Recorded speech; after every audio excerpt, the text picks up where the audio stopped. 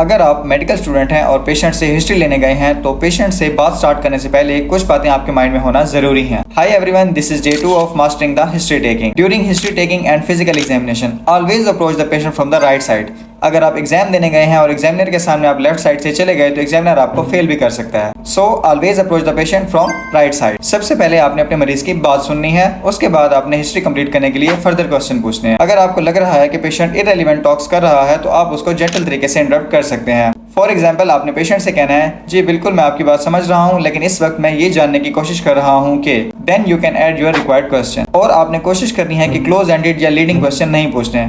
For example, अगर आपने patient से पूछा क्या आपको सर में दर्द है, तो पेशेंट कहेगा हाँ या ना। ये एक क्लोज एंडेड क्वेश्चन है, इस तरह के क्वेश्चंस अवॉइड करने हैं। इसके बरक्स आपने पूछना है क्या आपको जिस्म में किसी जगह दर्द है, तो अगर पेशेंट के सर में दर्द है तो वो आपको खुद ही बता देगा कि जी हाँ मेरे सर में दर्द है।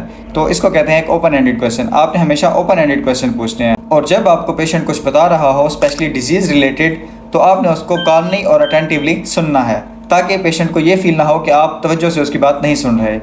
हाँ, अलबत्ता आप छोटे छोटे की पॉइंट्स नोट कर सकते हैं क्योंकि आपको जब बाद में हिस्ट्री नीड करनी होगी तो कोई इंपॉर्टेंट पॉइंट मिस ना हो जाए। Last but not the least, आपने हिस्ट्री के नोट्स पेशेंट की लैंग्वेज में नहीं बनाने, बल्कि इसका एक स्पेसिफिक और फिक्स्ड पैटर्न है।